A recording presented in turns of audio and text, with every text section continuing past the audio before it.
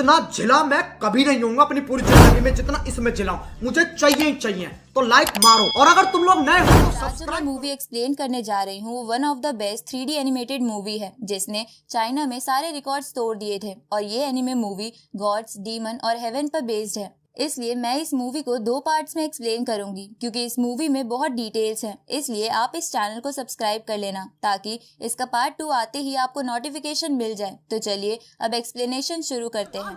वास्ते जान भी दूं, मैं गवाह मां भी दूं, किस्मतों का लिखा मोड़ दूं।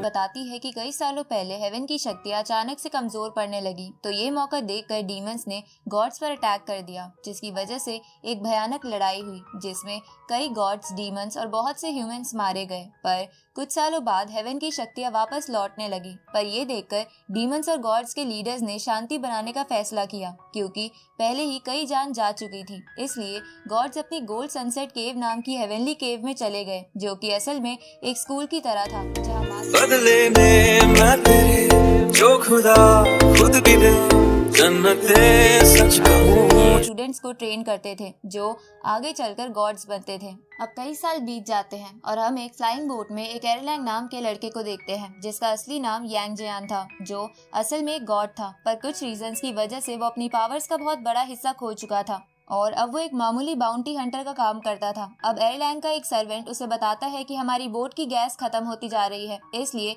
हमें जल्द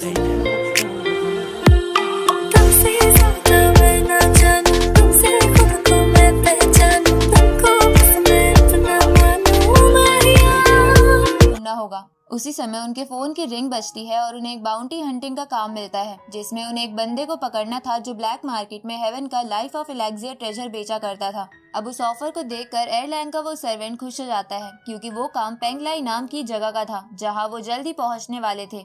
लेकिन उस हंटिंग वाले बंदे के लिए उन्हें सिर्फ 20 गोल्ड कॉइन ही ऑफर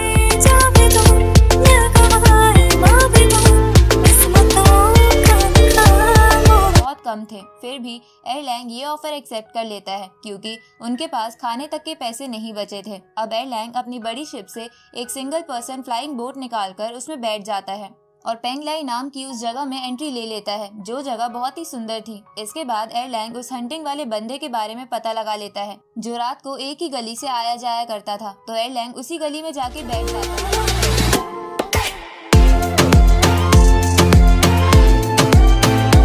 इंतजार करने लगता है जहां थोड़ी देर बाद वो बंदा अपने एक बॉडीगार्ड के साथ आ जाता है और एयरलाइन को वहां देखकर उससे पूछता है कि क्या तुम भी लाइफ ऑफ एलेक्सियर के लिए यहाँ खड़े हो। पर एयरलाइन उसे मना कर देता है और उसे बाउंटी हंटिंग का नोटिस दिखाकर साथ चलने को बोलता है, जिसे देखकर वो बंदा अपने बॉडीगार्ड से एयरलाइन पे अटैक करवा देता है। तो वो डीमन बॉडीगार्ड एयरलाइन पर अपनी बहुत बड़ी कुल्हाड़ी से अटैक करता है पर एयरलाइन उस अटैक से अपने 9 टर्न्स कुंफू की मदद से बच जाता है और उस डीमन का सर फोड़ के उसे बेहोश कर देता है। ये देखकर वो बंदा वहां से भागने लगता है लेकिन एयरलाइन उसका पीछा करता है पर वो बंदा अपनी फ्लाइंग बोट लेकर वहां से भागने लगता है। तो एयरलाइन भी अपनी फ्लाइंग बोट से उसका पीछा करता है लेकिन रास्ते में उसका फ्यूल खत्म हो जाता है।